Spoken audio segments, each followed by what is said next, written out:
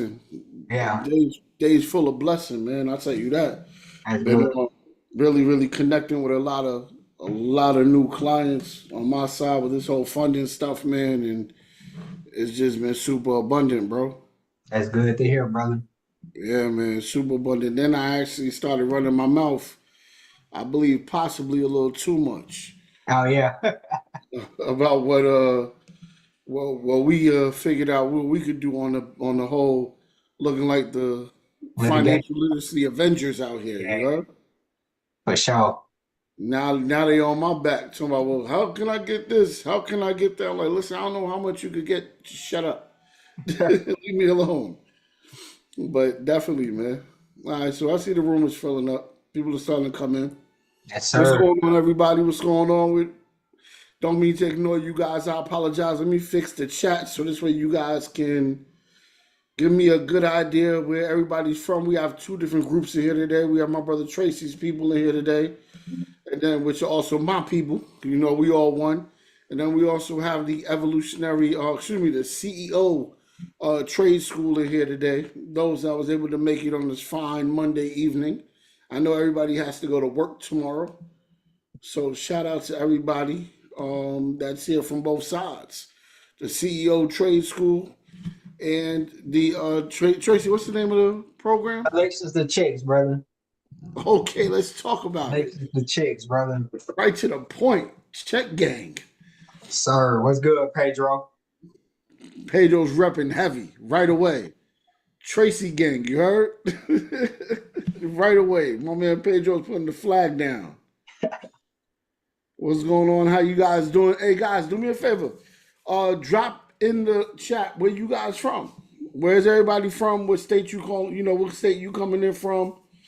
And let me know who I got in the room, man. I love to be personable with the people. I'm about to really put on some game, and Tracy's about to put some game on. Because once Tracy's done, I am going to run my mouth and tell y'all how valuable I am too. So this ain't no one way game. You heard?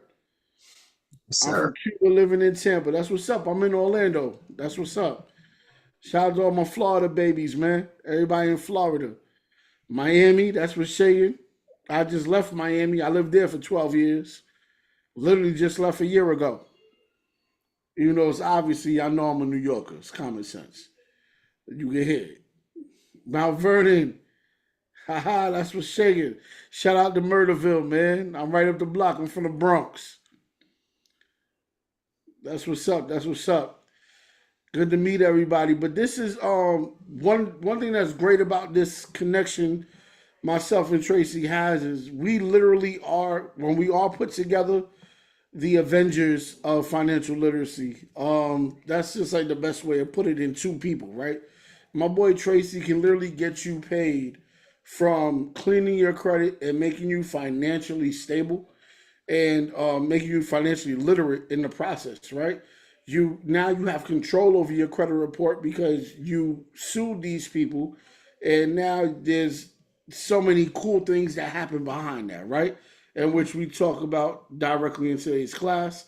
Also, myself, I'm like a master funder. So I find you funding off your credit report and on your credit report. We got personal funders. Do we have business?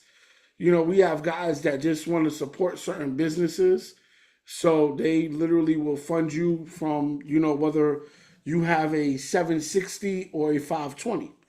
So the idea is we have multiple ways of getting to the bag, literally using your credit report, right? So, yeah, private chefs, absolutely. We actually have three or four private chefs in the community, and they are opening up food trucks. And one of them is opening up a food vendor location, Midtown Miami, well, downtown Miami, where the banking district is at, down over there by Biscayne and Ninth. And he's about to have like a high end sushi little spot. And I didn't know they were going to be charging that much money for rent. It's like a 5x5, and it's like $3,800 a month. It's the craziest rent I've ever seen in my life. I kind of feel like I'm back in New York. But the idea, my people, is we both put you in a position of extreme relevance and power. So I appreciate everybody from Tracy's side coming in here. My name is Ola, known as Frank Ola Diaz. Ola stands for Only Living Abundantly. Those that do know from my side, from the CEO community, you guys already know what's up. Please get to know Tracy as well.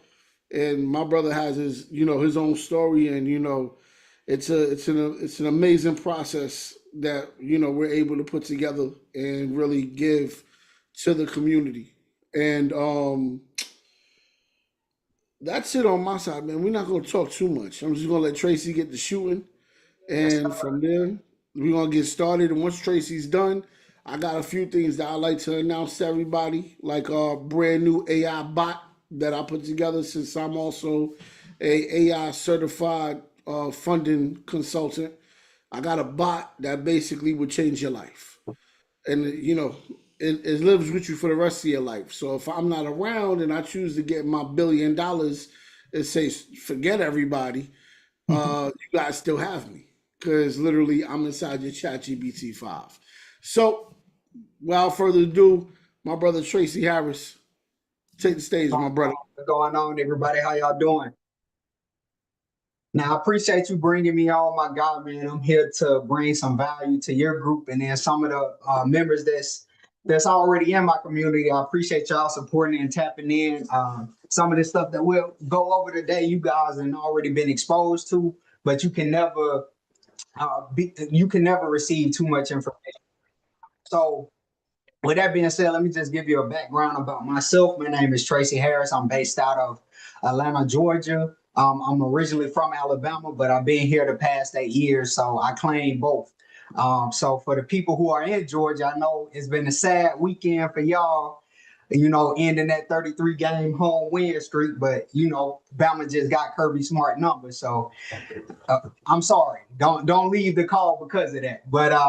But yeah, man. So like I said, I got my start in credit repair around 2020, 2021, just like everybody else. I was sending out traditional dispute letters back and forth with the CRAs, and I just had to figure out a better way, not only for my clients, but also for myself, right? I was part of that wave where, and I don't know if funding is easier now, but I know when I first got started back in 2020, it was no bank. Like, you didn't even need relationships. You could just, if you knew the data points, you could get 50,000 auto approval. So I ran those plays and I kind of over leveraged myself, right? So I got in a situation to where my business wasn't profitable within the first 12 months. So when that 0% interest ran out for me, I was up the creek, right? I had credit card payments that I could only make the minimum payments on. The balances was crazy, and the interest, like, man, I would pay $500 and interest was hitting me for like 460. So it was like I was running in circles. So I had to figure out a way. That's when my only option at that time, I was considering bankruptcy. But I knew bankruptcy for me, I wanted it to be a last resort. So I tried to figure out a bunch of alternatives, and I came across my mentor, which is Vance Dotson, if you guys have heard of him. And he was suing CRA. So when I came across his page through a friend, I literally scrolled through every piece of content he had before deciding to make an investment into him. And I seen this guy was legit. I seen he sued Experian for 1.2 million. And I was just like, bro, if I could learn how to do this, this may be the key to my situation. So fast forward, I paid the fee to join his mentorship. I had a little over $50,000 worth of bad debt. And literally, I joined his mentorship 1 month in. I started suing these companies. And not what I found out was that every single one of these companies were violating my rights. Even though I owed the money, I still had protections as a consumer that I could leverage. And then when I sued my first company, this is what shifted my whole mindset. When I sued them, they literally offered me a debt waiver and a trade line deletion, and they paid me $2,500. That literally changed the game for me when I found out that my answer to getting out of this bad debt is not filing for bankruptcy, not figuring out a way to beat the interest on my credit card. But literally, if I learn how to spot these violations against these companies, I could leverage that to change my whole situation. So, I've been doing this the past 3 years now. I'm completely out of bad debt. I've sued. I've filed hundreds of lawsuits, at least 10 plus for myself. And can you allow me to share my screen, my guy? And I'm gonna show you guys. So like, and if you decide to go anywhere, My bad, son. yes, My bad. sir, got you. If you decide to go anywhere and invest in a mentor in this space or anything, the first site you want to check is pacer.gov. Everything I'm gonna be showing you today or talking to you about today is available on public record, right? Nobody can say they sue companies in federal court, state court, and it's not available. All lawsuits, all federal cases, all state cases are public record. The only thing that's not public is arbitration. So if you want to look me up, if you want to see the work that I provide, like I said, I'm in Atlanta. All you have to do is come here to the Northern District of Georgia, and you can literally type in my name, and all my cases pop up. Right. So this is not me where you see defendant. I don't know who this is, but somebody. That's not me. But if you look at the plaintiffs, right, you will see here Equifax, FBS, Capital Management. This is another Tracy Harris or Harris in 2013. But all these are my cases. You click into them, you can go to the docket report here, and you will see literally my name, Tracy Harris, and my address, Atlanta, Georgia, right? Versus Equifax, and you'll always see here, notice of settlement. This is how you tell if somebody won a case or not. Notice of settlement and a stipulation of dismissal. So literally all of these links here are lawsuits that I filed for myself, right? Pro se, I've been doing this, like I said, it's 2023. You can go back and even up until this point, right? You can look at open cases that I do have. So everything is public record, right? Everything is public record. So if you ever have any questions, if you ever want to do a background check on me, pacer.gov have it, or anybody who claims that they're in this litigation space. So we know we're in this TikTok era of business where people will see one post, go remake that post, go viral, and lead you to a bunch of BS. But this is how you validate anybody in this space, pacer.gov, right? So what we're going to focus on today, because I know my guy has a funding group, we're going to stick to the Fair Credit Reporting Act. Now, it is another side of this called the Fair Debt Collections Practices Act. And if y'all enjoy this call and my guy decide to bring me back, and if you want to discuss that further, we can do the Fair Debt Collections Practices Act on another call. But I want to speak to these people who, looking to get funding or having issues with their credit, or if you are a credit repair owner, right? Your biggest target is getting those data points on your client's credit report, and the Fair Credit Reporting Act is the best way to do that, right? So, Fair Credit Reporting Act is 15 USC, which stands for United States Code 1681. So, if you ever see 1681 when you're in this credit space, you want to know that's referring to the Fair Credit Reporting Act. The Fair Credit Reporting Act governs consumer reporting agencies, right? Alternatively known as the credit bureaus, but what you guys will learn is that they're not actually credit bureaus, right? The only bureau is the Consumer Financial Protection Bureau, which is the CFPB. The credit bureaus go by that to put fear in you, to make you think that they are a government company when they're not, right? It's hundreds of consumer reporting agencies. These are private owned companies. You and I, if you decided to go a different route than credit repair or whatever type of business you have, you can actually start a consumer reporting agency, and you will be governed by the Fair Credit Reporting Act if you decide to report on the consumer. So these are just private companies, just like we have CROA, credit repair owners, like we have the Credit Repair Organizations Act that we have to follow. The credit reporting agencies have the Fair Credit Reporting Act that they have to follow. And 1681 gives you the layout, the rules of the land when they're dealing with consumers. And then you also, On the flip side, have the furnishers of information. These are the people that's listed on your credit report that chooses to report information to the consumer reporting agencies. So the furnishers will be Wells Fargo, Capital One, anybody you took out and opened an account with that's reporting to the CRAs. And this also governs debt collectors. So we'll talk about a little bit how we can attack them using the Fair Credit Reporting Act as well. And we'll see a case. I'm going to give you guys a case study that we did where we attacked the debt collector under the Fair Credit Reporting Act and the FDCPA. The first thing you want to know, though, is why was this put into place, right?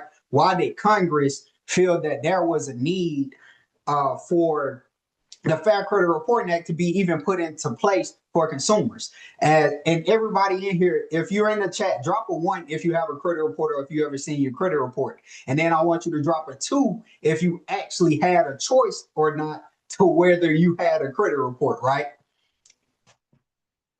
So you really don't have a choice, right? Nobody has a choice if you apply for a job. Think about all the things that's listed on your credit report, right? If you apply for a job, they list your employer. If you want to open a checking account, they're gonna pull your credit report, they're gonna put you in check systems. If you want a credit card or anything you need to do to actually sustain and live life in the USA, it's going to get reported to a consumer reporting agency, whether you like it or not. So you need to know your protections because everything you do is documented. If you go for your LexisNexis, they got everything from your speeding tickets to your insurance and everything. So, right, why was this put in place, right? Number one is the banking system is dependent upon fair and accurate credit reporting, right? We all know that you can't get anything from a bank without them asking for your credit report. Even if it's a soft pull or pre-approval, the first thing they want to see before they even know they're going to get the basic information, your name, email, and social, and they want to see what's on your credit report before they do any type of business with you, right?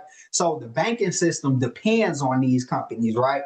Literally, the U.S. economy depends on these credit reports. So inaccurate credit reports directly impair the efficiency of the banking system. So if these private companies are not doing their proper job in making sure your report is accurate and fair, it hinders the banking system, right? Banking can't give out loans, right? People can't get approved, things like that. So it's super important that your credit report is accurate, and unfair credit reporting methods undermining public confidence, which is essential to the continued functioning of the banking system, right? So what happens when we have negative accounts on our credit report? We're scared to apply for things. We don't apply for credit because we're embarrassed for the banks or whatever to see what we have on our credit, right? So in turn, people is not getting lending. Banks make money off interest.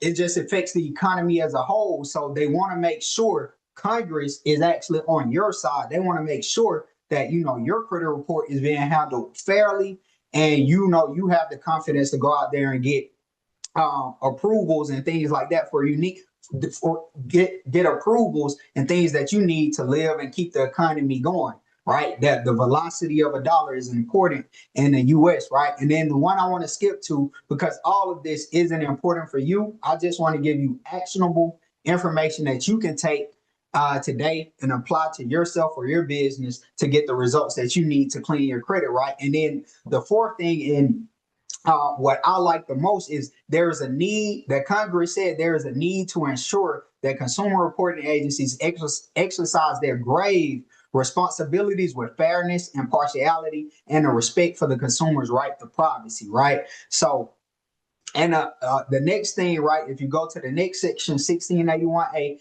it's important for you to understand the definitions, right? So definitions, and it's a lot of definitions under the Fair Credit Reporting Act, but we're going to stick to the basics, right? The term person. So if you decide to come to the lawcarnell.edu and read some of these definitions or some of these statutes for yourself, as this call will be recorded, so you guys will be able to go back if I'm moving too fast, and we will have a Q&A section at the end. But you guys will be able to go back and look at these. But it's important for you to know these definitions, because as you read these laws, these terms will be used, and in order for you to know what they mean, you can't go off of Webster's dictionary, you have to go off the definitions as they're defined under the Fair Credit Reporting Act by Congress, right? So the term person means any individual, partnership, corporation, trust, estate, cooperative, association. So if you see the word person in the statute that we go over today, if you see the word person in a statute that we go over today, just know that basically refers to everybody, literally everybody under the Fair Credit Reporting Act. And term consumer means an individual. So if you see the word consumer, it's talking about you directly, right? And then we know what a consumer report is. That's basically your credit report. There's no different in your credit report and a consumer report. So when Experian gives you your credit report, they're giving you a consumer report, which is any written or oral or other communication of any information by a consumer reporting agency bearing on the consumer's credit worthiness or credit standing, credit capacity, character, general reputation, personal characteristics, or mode of living which is used or expected to be used or collected in whole or in part for the purpose of serving as a factor in establishing the consumer's eligibility for credit, employment, and any other purpose authorized under this section, right? So your credit report is not only made to give you funding, it's actually made for you to get a job, right? So if you look at this in detail, right, it don't just report on your credit worthiness, credit standing, credit capacity. It's also consumer reporting agencies out there for your character, right? Who you are as a person, your general reputation, your personal characteristics, like what you like and what you don't like. That's why your information is so valuable. That's why companies like Credit Karma is worth billions and it's a free app. It's because they sell your information. You input your data in there and they sell all this information to all these companies that they partner with because your credit tells all of this about you, right? People can make informed decisions about what type of person you are, how you handle your finances, all by just looking at your consumer reports. It's a lot of information in these reports, and you need to make sure that information is accurate. And if it's not, you can get it fixed, right? So, and the next one is creditor, right? So, a creditor is this has the same meaning as 1691A, but just to make it short, so we don't got to go to that section. A creditor is just the person that you take a loan out with, right? So Wells Fargo, Chase, Navy Federal, whoever you get your approvals from, that's what a creditor is. So now let's get to the sections that's relevant to your credit report, right? I'm sure we've all, like, if you've done credit repair, you may have tried methods using like identity theft and things like that, but we're not going to go over that. We're going to discuss what to do if the account actually belongs to you and you owe the money, but you still want to get this account off your credit report, right? So the first section that we're going to talk about is 1681E, right? So in short, the most important section of Section E, and this deals with compliance procedures by consumer reporting agencies, is 1681EB. So if you hear anyone say EB or EB violation or 1681EB, they're talking about the accuracy of the report. And this say plain as day, right? Whenever a consumer reporting agency, which we know just what we're going to refer to as the big three, TransUnion, Experian, and Equifax fall under, they are consumer reporting agencies. Whenever a consumer reporting agency prepares a consumer report, it shall follow reasonable procedures to assure maximum possible accuracy of the information concerning the individual about whom the report relates, right? So this word here is powerful, shall, right? It's not they can or they may, it's shall. If they don't do this, it is a violation of 1681EB, right? So what this looks like, if your mom, if your dad, and you have the same name, right, and their information is on your credit report, they should have procedures in place, which they should, like your social security number, that should distinct you from your parent, because everybody has their own unique social, right? But they don't. A lot of times, if you're dealing with a father and son with the same name, like my LexisNexis file was merged with my dad, his social was in mine and everything, but we have the same name. I actually sued them because of that, right? Because they should know they should have reasonable procedures in place to assure maximum possible accuracy. If they don't, that is a violation of this section, right? Maximum possible accuracy. So that's super important. So if you're looking at your credit report and you just see blatant inaccuracies, you likely already have a claim under ED before you do anything. And that is relating to the consumer reporting agency only, not the furnisher, but the consumer reporting agency only, right? So just keep that in the back of your mind. 1681 EB, they shall follow reasonable procedures to assure maximum possible accuracy of the information concerning the individual about whom the report relates. And you'll see this later in our case study on how we apply this in an example when we're filing a lawsuit against these companies and the result of it and the results of that, right? So, and just real quick, I'm gonna go over this, right? 1681G, disclosure to consumers, right? Information on file. Every consumer reporting agency shall, upon request, clearly and accurately disclose to the consumer all information in the consumer's file at the time of the request, right? So, and this just goes into like masking your social security number and things like that. But this is important. If you guys have ever went to annual credit report or sent a letter just requesting a copy of your credit report and they denied you, right? Or they didn't provide it to you or said, hey, this data, this can't be found or whatever, you immediately got a violation under 1681G.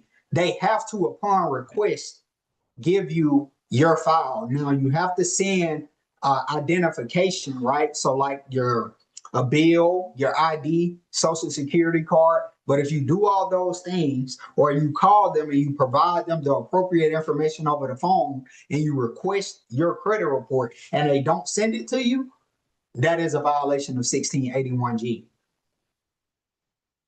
So next, right, is 1681I. When you think about I, you want to think about investigation. 1681I deals with the consumer reporting agencies again, right? But this is their procedures when you dispute an account under the FCRA, right? So 1681I deals with procedures in case of disputed accuracies, right? So they have to conduct a reinvestigation of the disputed information, right? So if the completeness or the accuracy, right? This is important. Anytime you're disputing an account under the FCRA, you must dispute the completeness or the accuracy of any item of information contained in the consumer's file at a consumer reporting agency is disputed by the consumer, and the consumer notifies the agency directly of such dispute. The agency shall, free of charge, conduct a reasonable reinvestigation to determine whether the disputed information is inaccurate and record the current status of the disputed information, or delete that item from the file in accordance with paragraph 5 before the end of the 30-day period, right? So basically what this is saying, when you dispute the completeness or the accuracy of any piece of information under the Fair Credit Reporting Act, the consumer reporting agencies have to conduct a reinvestigation, and they can only do two things, right? They have to fix it or delete it, nothing else. But I promise you guys, if you read your reinvestigation results, when they verify these accounts as accurate, nothing changed with the information that you dispute. And that is a violation, right? They have to conduct a reasonable reinvestigation. That means even if you don't send enough information for them to follow through on your dispute, they should have procedures in place to either follow up with you and say, hey, we need additional information because we're reinvestigating this item that you disputed. But a lot of times, well, all the time, they're not. They're just going to parrot the information that they receive from the furnisher. And all that means is they're going to take what that furnisher say is law. If that furnisher say you was late, or that furnisher say your report is complete, they're just going to report that and verify it as accurate, which they can't do under the Fair Credit Reporting Act. And now we're going to talk about the furnishers, right? So this is under 1681S-2. So now this is the section that you guys are going to definitely want to pay attention to, because the furnishers information, especially if you have like charged off accounts or you have debt that you're potentially about to be sued on, things like that. This section right here is how you can get out of that. This section right here is what I use to get $25,000 in business uh, debt waived from American Express and get them to pay $2,500, which I'm going to show you guys later as well. But this section here is powerful, right? 1681 S-2 deals with responsibilities of furnishers of information to consumer reporting agencies, right?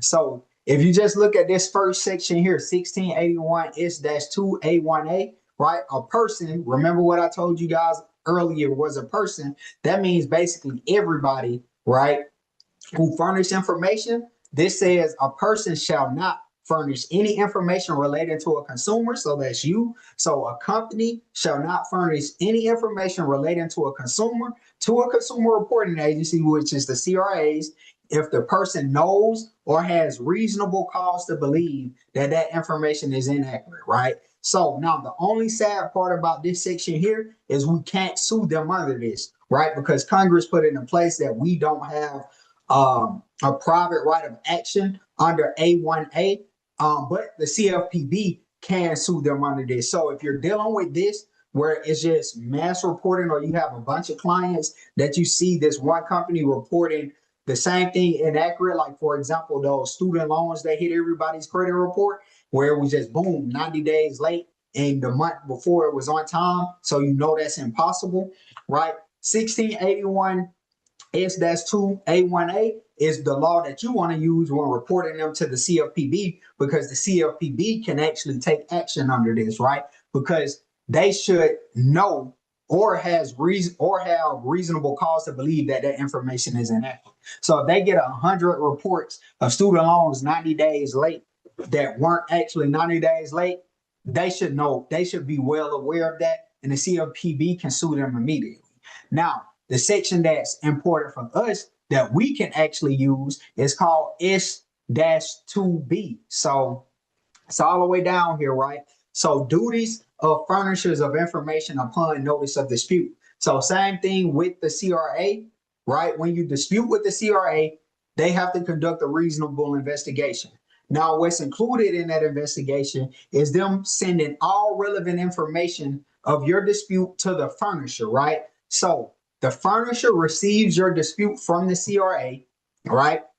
And then after receiving that dispute with regard to the completeness or accuracy, so keep that in mind, completeness or accuracy of information, of any information provided by a consumer to a consumer reporting agency, the person shall. So in this case, the person means the furnisher, right? So Wells Fargo, Chase, Navy Federal, American Express, whoever's on your credit report, your Santander, it doesn't matter, right? They have to do these 5 things, right? They have to conduct an investigation with respect to the disputed information. So the furnisher has to conduct their own investigation. The CRA has to conduct their own investigation, right? So 2 investigations should take place, and these are separate of each other, right? So you can hold both of them liable. Like again, I'm gonna show you in a case study where we sued the furnisher and the CRA because we don't know who's to blame, because they're supposed to conduct their own reinvestigation, right? So,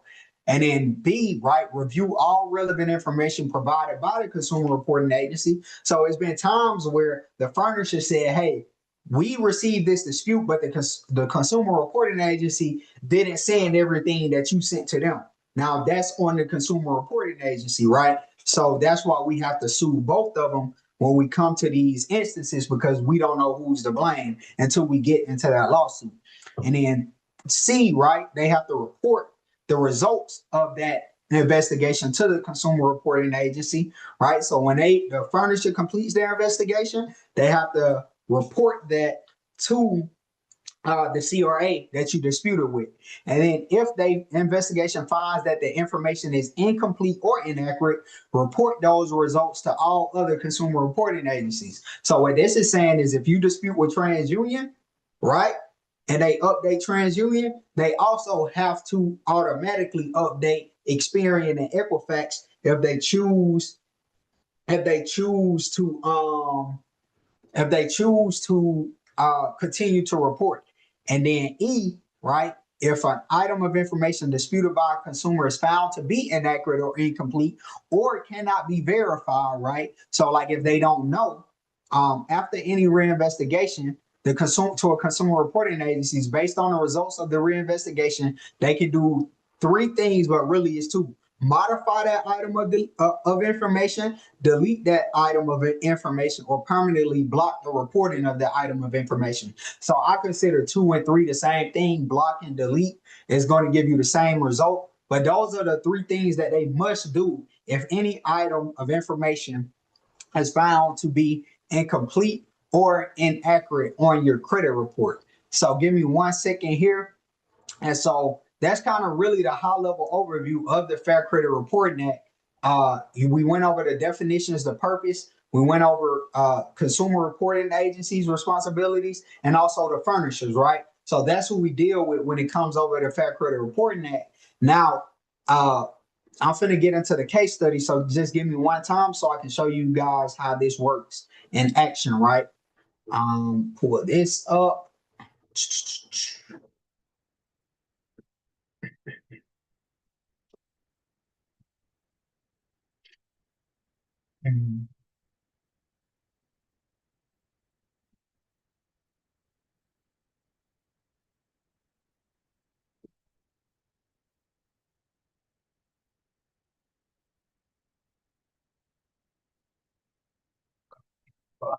My apologies, I thought I had this pulled up already.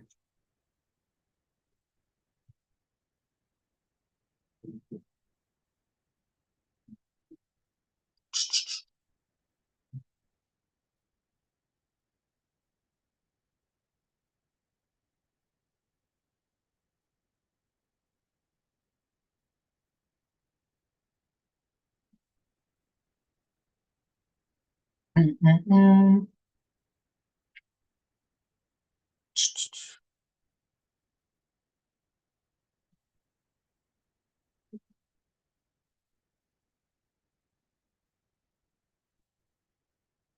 Check my screen. All right, there we go. All right, so you guys can see here, right? So we have this American Express S-2B lawsuit, right? So I'll go over kind of how we utilize this to hit the furnishers, right? So, right, as you can see, this account here was charged off with American Express. So important to look at. Remember, we said anything that was inaccurate or incomplete. So, right, inaccurate or incomplete. So if you look at this, right, the date that this account was open, you see it was open in 2022, right? Can it drop a 1 in the chat if you guys can see that? Can you guys see that? If there was the account was open in 2022? Cool, cool, cool. So now, right, when we look at this credit report, and trust me, this was the full credit report for this account, right? Directly from TransUnion. Do you guys see here where this credit reporting started from? September of 2024, right? So these are the inaccuracies I look for and my team look for when we're disputing these accounts. Why? Because if this account was open in 2022 but wasn't charged off until September of 2024, that means it's 2 years worth of payment history missing from this credit report. So drop a 2 in the chat if you guys would agree that 2 years of missing payment history, positive payment history, will fall under incomplete reporting, right? Does that make sense, right? 2 years of payment history missing, incomplete, right? That's not complete reporting, right? So we took this account and we disputed this payment history, right? So what happened was they verified this account is accurate, right? So once they verified this account is accurate, and this is the lawsuit that we drafted for them, right? So, well, just so you guys can see this, right? So this is the reinvestigation results, right? So they verified that account is accurate, the historical trended data, and yeah, so you see the payment history. It only showed October of 2024, nothing from 2022, which this account was accurate. So these were the reinvestigation results of them verifying that account is accurate. And then this was the complaint that we filed. This was the complaint that we filed against American Express, which I'm gonna scroll down through here so you guys can see what we used, right? So we disputed the account with American Express. They only reported the late payments, which was inaccurate and incomplete reporting, right? So all of this was inaccurate. And then what we sued them under, right, was exactly what I just talked to you about, 1681 S-2B, which is their duties of furnishers of information, right?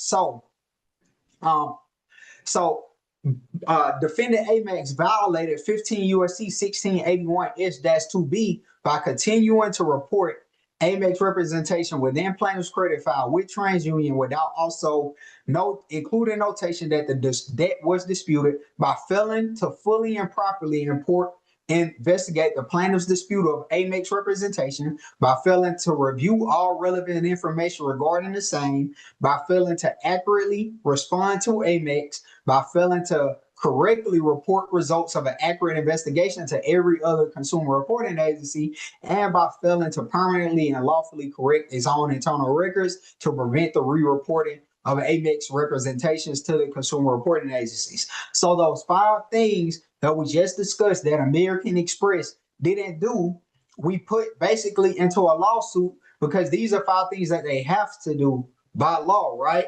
So with that being said, as you can see here, right, the lawsuit was filed against American Express. Now it was 3 separate accounts with American Express, right? So we had the business gold card, the business platinum card, and it was one more. Oh, and blue business cash account, right? With a total balance of $25,000, basically $26,000 owed on this account, right? So as a result of that, this lawsuit, they paid the plaintiff $2,500, right, via ACH, electronic deposit. And guess what? The best part is we were able to get a balance waiver. So American Express released the plaintiff from total liability of that $26,000 just because of the violations under the Fair Credit Reporting Act of S-2B. So that's how important it is to understand. And they're going to delete the trade lines, right, of that credit report with all 3 CRAs as well. So that's how important it is to properly learn how to read your credit report and, look for these inaccuracies, because you can leverage this to get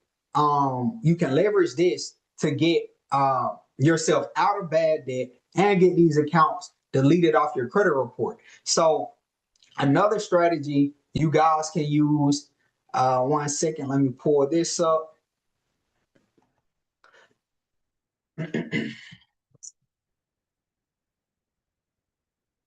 Right, another strategy you guys can use, right? So let's say, right, remember I just went over 1681I. So let's say if you these companies, right, like TransUnion in this case, they don't do a proper reinvestigation. But again, the difference between filing a lawsuit and filing and just sending out disputes, when you file a lawsuit, you get to talk to a real person. So let's say if you have a whole lot of accounts that you just want to get deleted or suppressed, like which I was talking to you guys about suppressing information on your credit report, you can do that as well. Now you have to sacrifice, if you have a lot of accounts, you have to sacrifice on some of your money that you want to receive. But like in this lawsuit here, where we sued TransUnion, right? TransUnion acknowledges that it has removed from its credit file for a plaintiff any reference to Discover Bank, Pentagon Federal Credit Union, Navy Federal Credit Union, another Navy Federal Credit Union, Tomo Credit, Truist account, Amex account, Best Egg account, another Best Egg account, Digital Federal Credit Union, another Digital Federal Credit Union, Lending Point, Tomo Credit, right?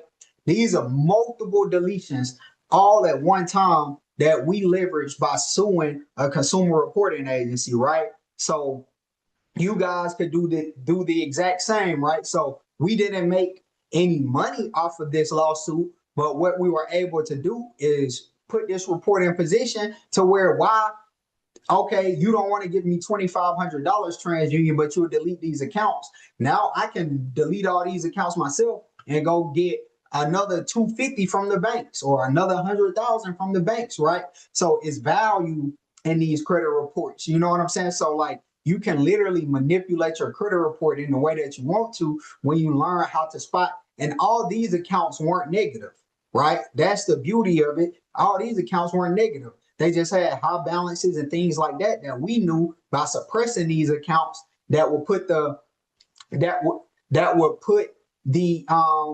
violations were 1681I, 1681EB. That will always be the violations for any consumer reporting agencies, EB, 1681I, or 1681G if they don't provide you the credit report, right? So you can leverage these to manipulate your credit report, manipulate your data points to go out there and get the funding that you need if you know the money that you want is on the back end of you getting this funding so you can make investments while fight a case for months on months on months to just get $3,000 when you can get out of there in 60 days or less and go get the funding on the back end, right? So that's a strategy that we use as well. But don't get it twisted, right? So don't get it twisted. We can also, did I stop sharing my screen? My bad. We can also go and get the money from the CRAs as well, right? So this was Experian, right? Boom, $3,000, right? So this account, they actually deleted. If you sued Experian, they give you your credit report and exhibits. They don't list the accounts out in the settlement agreement, but they deleted accounts and they paid us $3,000. Now it was less than 16 accounts, but you can do both. But this case took a little bit more time and a little bit more fighting. But it's just up to you at the end of the day because this is your settlement agreement. This is what you have to agree to, right? So you can leverage it any way that you want. It's all dependent upon your end goal and the strategy that you go into these cases to utilize. Right. So then there's one more that I want to go over you guys with as well. So we have this, right? So the complaint I was telling you about where it's a debt collector and Experian. So this is where we disputed through Experian. They failed to conduct a reasonable reinvestigation. They sent it to CKS Prime. They failed to conduct a reasonable reinvestigation. So we sued both of them under the Fair Credit Reporting Act. But because CKS Prime is a debt collector, we also sued them under the FDCPA. And like I said, if y'all enjoy this call, just drop some gems or drop some fire emojis so my guy Frank know to bring me back so I can break down the FDCPA for you. But yeah, so we dive into this complaint. And so we go down here to the sections. So like I said, the facts of the case is the most important part. You want to let the courts know that you disputed this. They failed to conduct a reinvestigation. The accounts was inaccurate, and they continue to report that information to the CRAs, right? So now we come down here and we look at our causes of action, right? So 1681EB, remember what I told you. This is what we sue the CRAs under. 1681EB is them failing to have reasonable procedures to assure maximum possible accuracy, right? So that's straight from the law of Cornell, what we kind of went over. And we talk about the harm this caused, that's mental and emotional pain, things like that, embarrassment of credit denials. And then we also have 1681I, which is the failure to conduct a reasonable reinvestigation, but this pertains to Experian. So remember those sections that I went over under I of the things that they have to do under that in order to conduct a reasonable reinvestigation. And then that's 2B, because this is not only a debt collector, but it's also they're also a furnisher of information when you dispute under the CRAs, right? So they have to do a reasonable reinvestigation on those sides. And then you also got 1692E, which we didn't talk about because this is under the FDCPA. This deals with false, deceptive, and misleading collection actions. So, for example, not marking the account as disputed when you dispute under the FDCPA. This is what they did, right? They failed to mark a debt as disputed, which they knew was disputed because they received that dispute from Experian, and they didn't do so. So what was the result of this, right? And I got to show you guys this actually before. before we get to that, I want to show you guys this, right? So look at this, right? So you see the power of this. This was a $28,000 account with CKS Prime Investments, right? So this was the results after that dispute, right? You see here is no dispute remarks. If you guys ever looked at your credit report and you seen marked as disputed, right? That's typically goes in the comment section or the additional info section that says this consumer has disputed this account, right?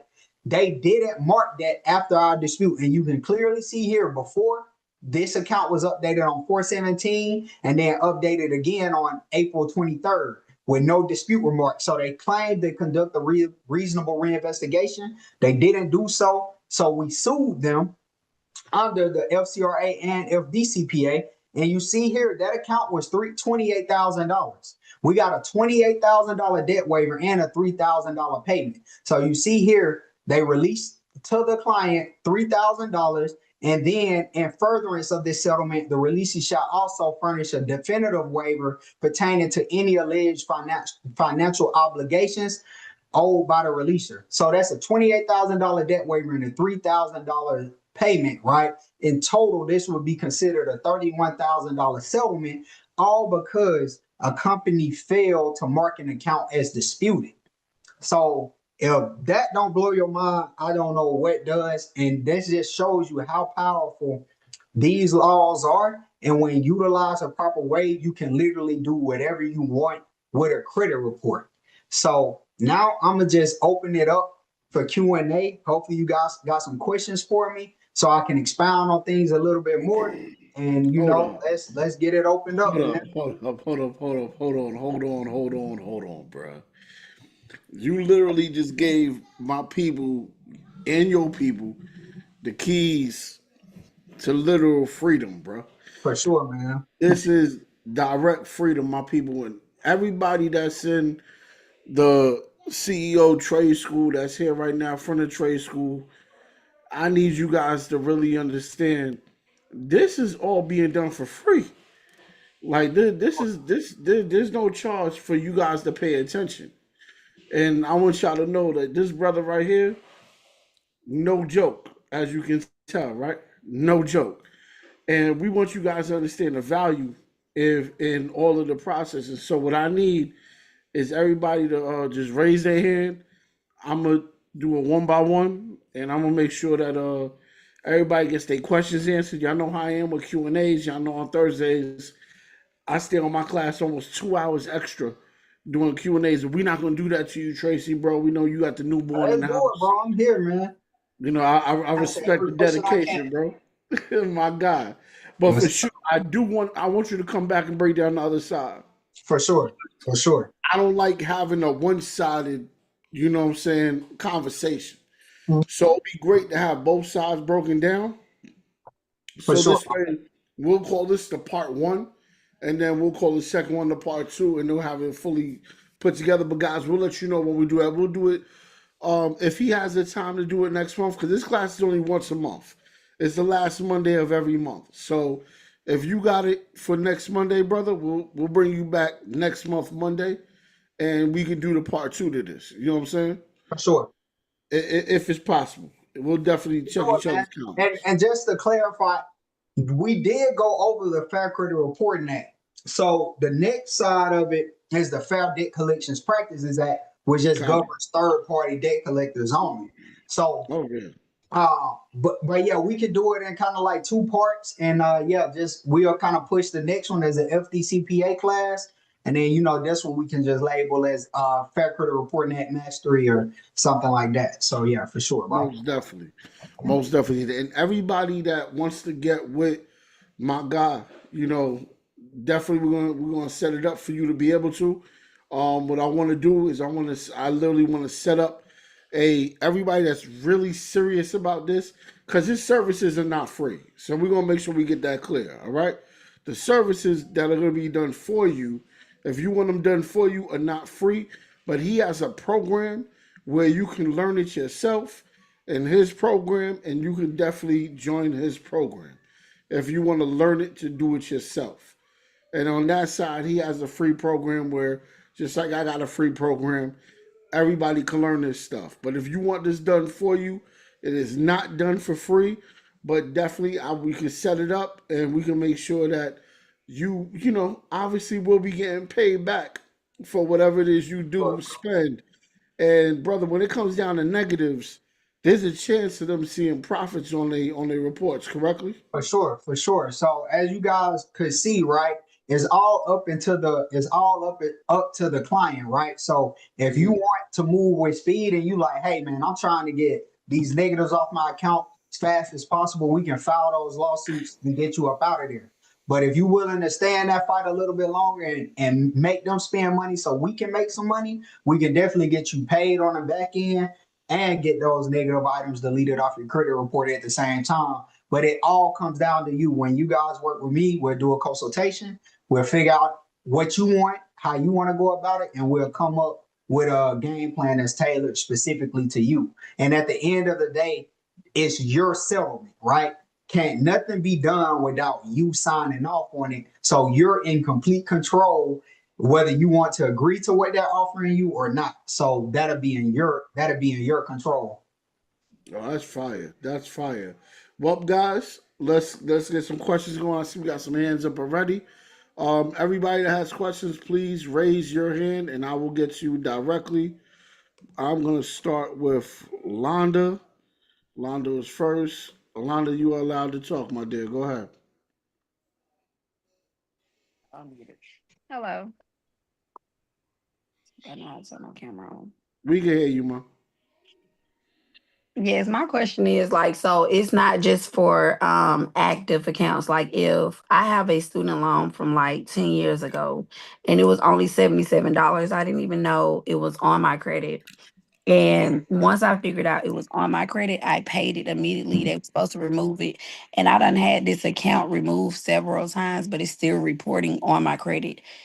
So the fact that it's reporting on my credit, I would be able to do this method because I've been seeing it for about a year or so. I've been interested in trying to pursue doing the basically suing the company or the creditor for reporting it on my credit, Mhm. but I wasn't sure how to do it or if I was able to do it, so on and so forth. So Yeah. that's one account. And then what about how would that go for like inquiries? Like if I don't know, like really what been going on. I really felt like it was some spiritual shit. I mean, stuff or whatever. But I don't know because like I have good credit. I have good credit profile.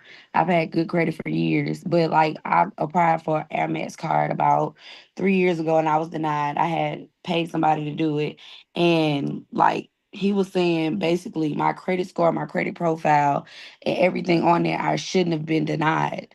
So we did a reconsideration letter. So we basically wrote and said basically if you check my credit, you check my credit profile, I meet all the requirements to be approved for the line of credit that I applied for, and asking them why they kind of denied me. And I'm not gonna lie, like life started life, and then I never, tap back in to figure out what was going on with it. But I Mhm. did kind of, I don't know, have you ever heard of a company called Nove? I don't think so. Okay, I work for a credit company. It's kind of like the pyramid scheme thingy or whatever. But you join the company and you help people that need credit repair. We do business credit, personal credit, grants, loans, trust wheels, grants, etc. Offering trade lines and helping people boost their credit score or whatever. But I was with the company. I stopped doing it because it was just stressful begging people, basically begging people to fix their credit. And like in my line of work, I have 5 businesses, 5 side hustles. I hold parties, events. I do massages, facials, pedicures. I homemade natural products, remedies, health remedies, sea moss. I do a lot of stuff, and I have 3 kids, so it's like to watch you eat out, to watch you buy expensive clothes, jewelry, furniture, travel, vacations, and you're spending hundreds and thousands of dollars on it.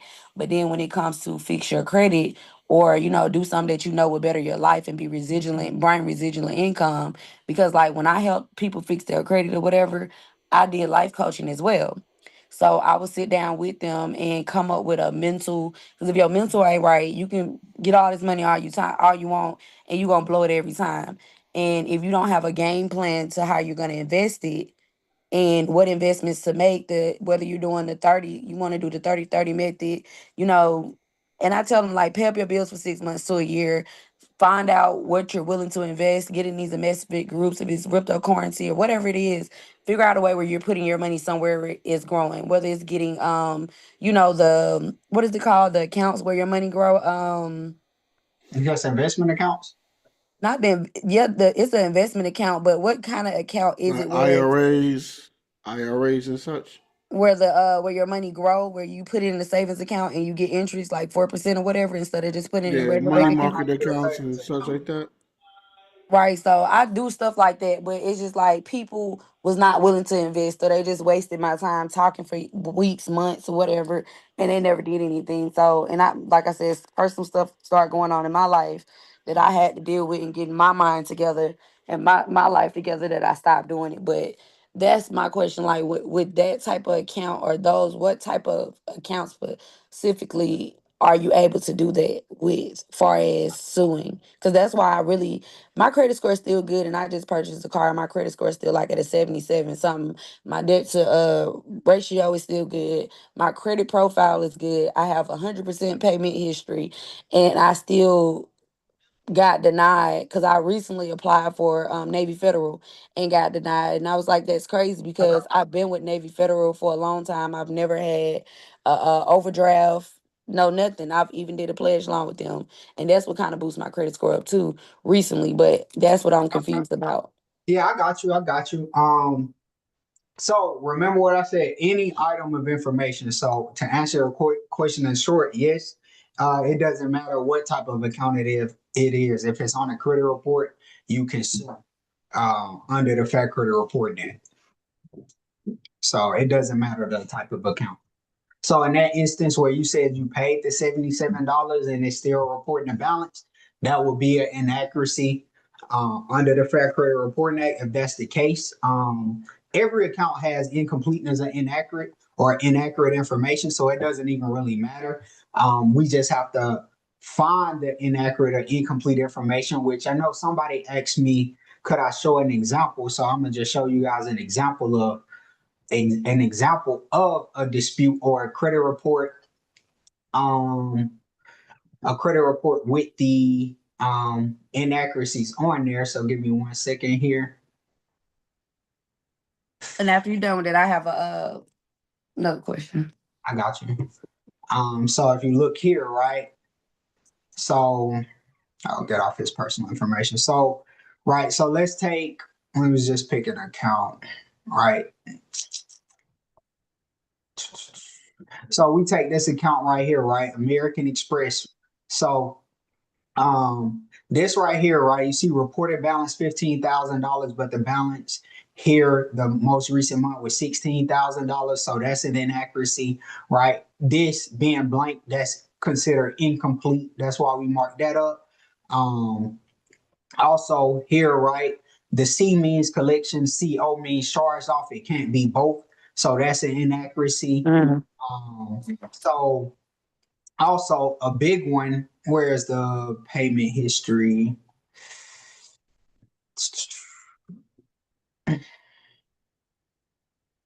Should be data last payment, right? He actually made a payment on this account and it wasn't reported as well. So all those things are inaccuracies, but each one of these are considered items of information, and these are all things that you can dispute.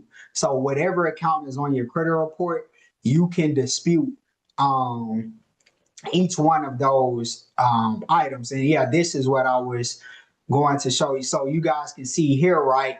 16,247, 15,872. So like if you look at this here, right, and you see that balance going down in October of 2024 and November 2024. So we look at the payment history is reported charged off.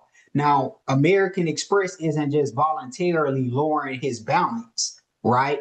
He's actually making payments on this account and they're not reporting those payments. So that's another inaccuracy that you can look for when you properly know how to read these credit reports. Now, I'm gonna be transparent with you. This is a skill. You can look at this call and maybe you can find all these inaccuracies yourself and mark up the credit report, or you can take the time out and learn how to properly do this, or you could just hire my team to do it for you. But to answer your question, yes, we can. Any account we can spot incomplete or inaccurate information. We mark it up, send a dispute out for you. If they don't delete the account, we sue them, and it's as simple as that. So my next question is what you just touched on.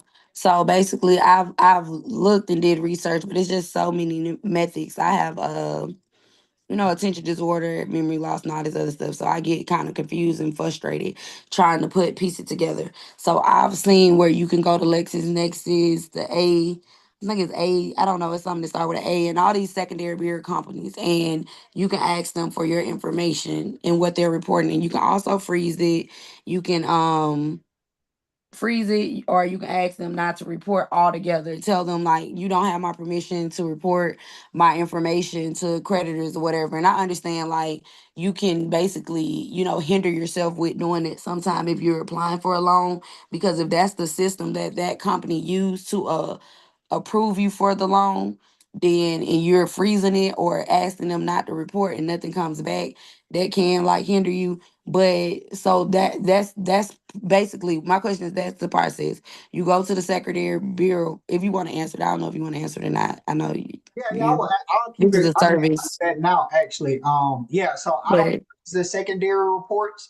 That is a strategy for like if you just going for deletions, but you're absolutely right. That will hinder your approval odds if a company do rely on those reports. Not a lot of them pull those secondary reports, but if they do, if they can't pull the report, they're going to either gonna get an error or you're going to get denied.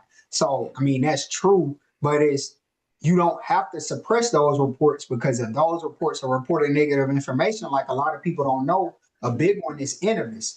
Even if you deleted those accounts off your TransUnion, Experian, Equifax, if you check that Innovis reports, those accounts are still there. It's a slim chance that a company will pull your Innovis credit report, but if they do, you'll be looking and wondering like, oh, why I get denied? And it's because your Innovis report isn't clean. So it is important to pull those secondary reports and just make sure that those are clean as well. And also, again, freezing that report doesn't stop a company from reporting to them. It just stops companies from pulling your credit report. So it's a difference. It doesn't stop. It doesn't opt you out of reporting. It just stops like. So let's say if a third party creditor wanted to pull your LexisNexis report or whatever, they wouldn't be able to. But if a company steals reports to them and they pay to report that information, their information will still get reported because that's not considered an inquiry or like a soft pull or anything like that. okay. Also, So another part of that, just to clarify that a little better, that happens on the funding aspect, right? So a lot of times you always keep your early warnings and your checks and your check systems open. Of course, with your LexisNexis and Innovis as well. So those would be like the four that you always keep open when it comes to funding. But when it comes to cleaning, you would do what you got to do on the cleaning side. So really, all I'm saying is for everybody in the room, you have to know what you're doing at the moment, so you don't do the wrong thing. And when you're done cleaning, you just open up those four, and then that's when you get the funding, and you'll be happily ever after. Pretty much. So my question would be like, okay, as far as the cleaning, so after you pull your credit report, do you, if you want to get paid for them, basically, because that's what I thought it was. Like what you said was like letting them know, like you have hindered me from doing a lot of things, even things that I have. Like when me purchasing my car, I got a decent rate, like I got 9%, but I feel like if that stuff wasn't on my credit, even though I have good credit profile. I could have got a lower interest rate, and I did get all the bells and whistles or whatever. Far as getting thousands of dollars off my car, and even going to the finance part, getting thousands of dollars off bumper to bumper, and I got full coverage insurance for the low or whatever. But I feel like that was me negotiating and knowing what to say and letting them know that I know they could do Yeah, that. A lot of people go and purchase house vehicles and they don't know that they qualify for these discounts, or the person tells them like, no, I'm not willing to budge, and they just take that. I was there almost 24 right. hours. Like, So, and I got 7,000 off my car and a couple of more thousands off my insurance, because like but I feel like if my credit didn't have those things on there that shouldn't be on there, I could have got a better deal and a better rate, even though. and that may very well be true, right? But you got to hold them accountable. Like for example, you just take P Diddy, right? He didn't pay that 30 million to Cassie until she filed a lawsuit. You can Right. ask for that money all you want and say, "Hey, you did this to me, you did that to me." But if you don't file a lawsuit, what's making them pay you, right? So you can tell them all day like, "Hey, you owe me this, you owe me that."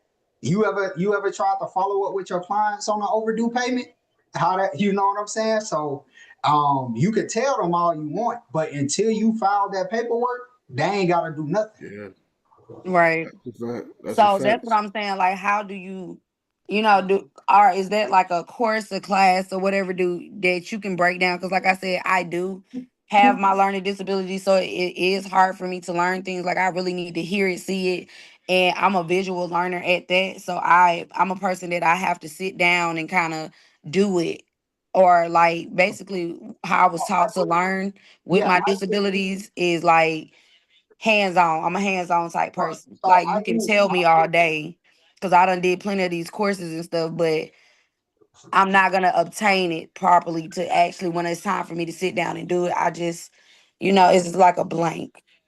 got you. Yeah, I do done, and my group mentorship is done with you, right? Like I don't just take on one-to-one clients and teach them how to quote unquote do it as a business until you go through my group mentorship and we work on your cases or your file together. And I even see that you have the capability of working with me one-to-one, because this is a high skill, this is this it takes a lot of skill to do the litigation side, right? Like Right. I don't know if you guys see how in depth those complaints were or my dispute letters and things like that. It's not something that you can just put in a pre-recorded course, because like you said, you're talking about your situation, right? Everybody is different. Everybody is different, right? What you go through, you can't just I can't template your exact story, your exact situation out and apply that to the next person in this group. So you just got to understand the concept.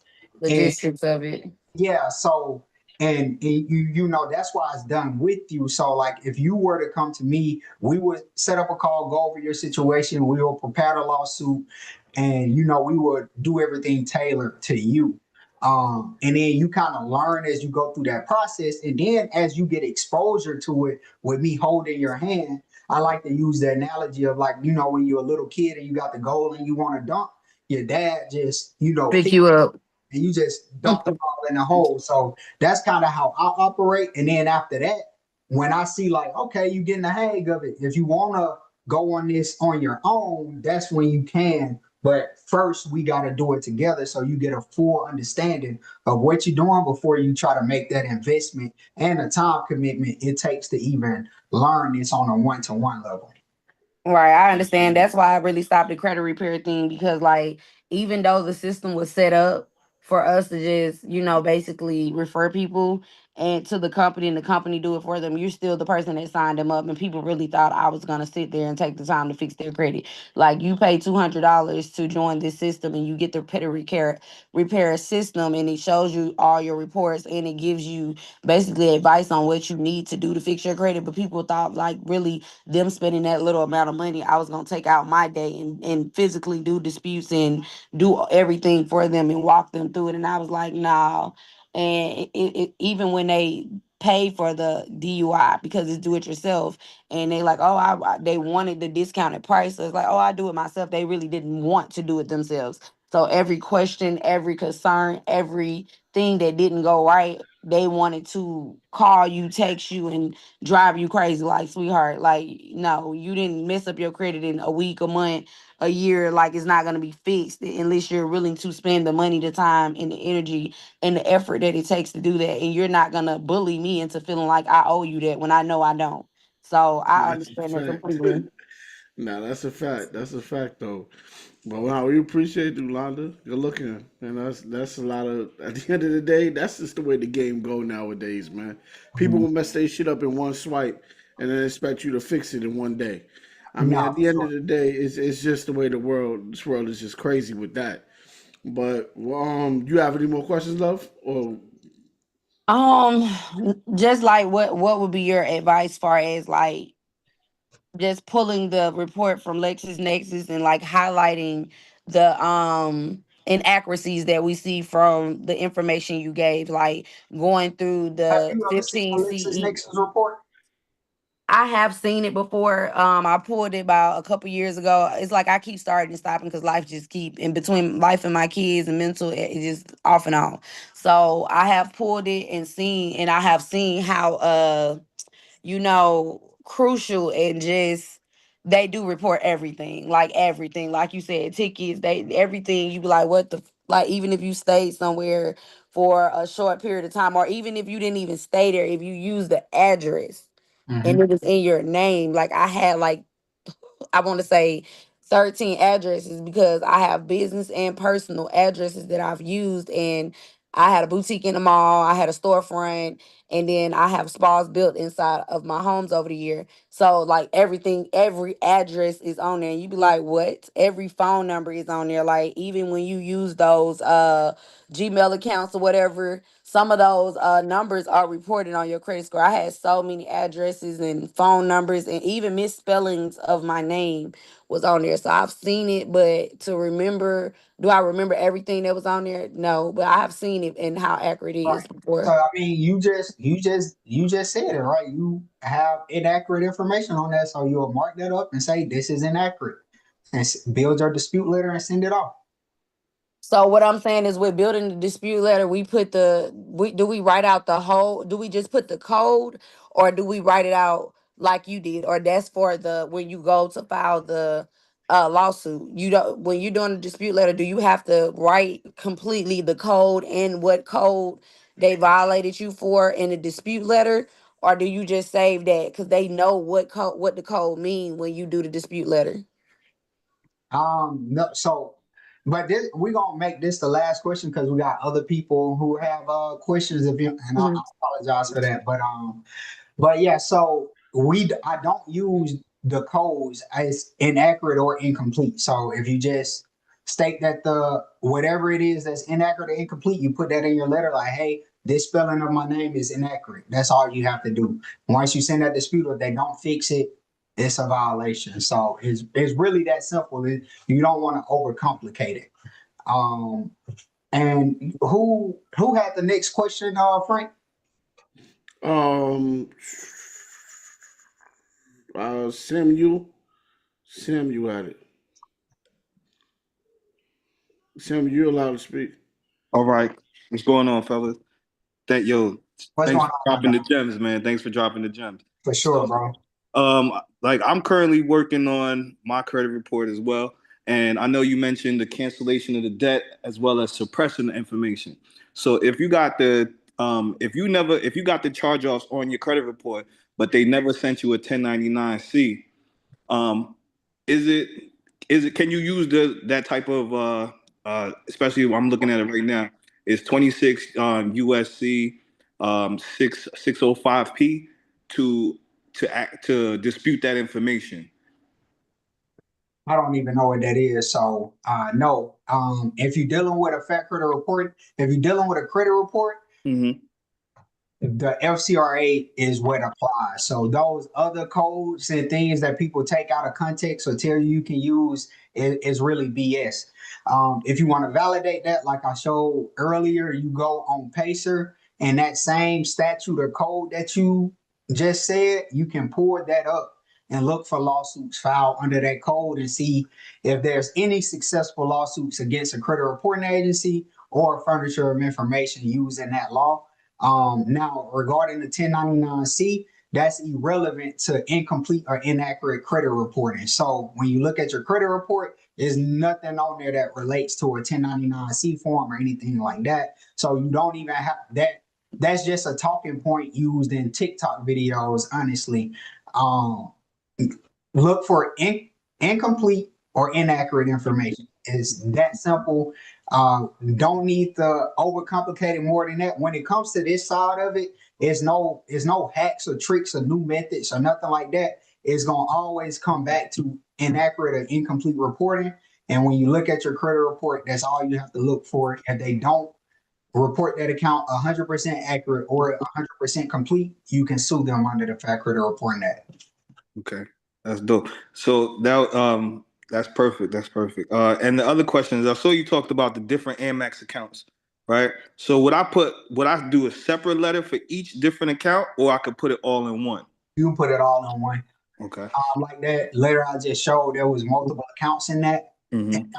And you actually want to put it all in one because it makes more work for them. Like some of our dispute letters be 100 pages. Remember that law I went over? It says that they have to review all relevant information.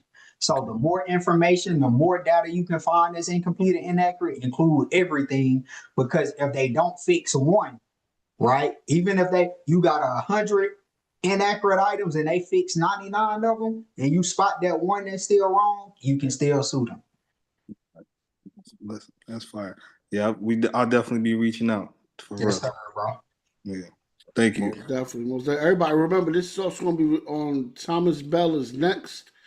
This is also going to be, excuse me, on the record for the trade school, inside the trade school. It's going to be recorded. So, Thomas, you can go ahead and unmute. How's it going? What's going on, my guy? Yeah, quick question. Cause I missed most of the presentation, didn't know you guys were on. So if I wanted to do my first dispute and involve a lawsuit in the first dispute, can I do that, or do I dispute and wait for them to Say that one respond or more time, not? my guy. I missed that first part.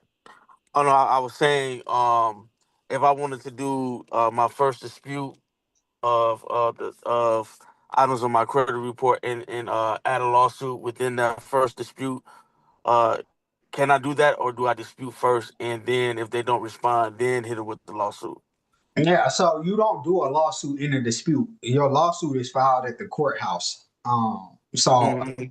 a lawsuit is it's a complaint that's filed with the courts, right? You got to pay the filing fee, you got to serve them, all of that stuff. That's completely separate than what you dispute on your credit report. Now, Okay. there is things that you can sue on without doing the dispute. Um, Hmm. there is things that you can sue on without doing the dispute, but that would depend on your credit report. But in general, you have to dispute first because remember what I went over, right? The CRAs have to forward that information to the furnishers. You can only Gotcha. accomplish that via dispute first. So in Hmm. order to sue any furnisher, you have to dispute with the CRA and they have to forward that information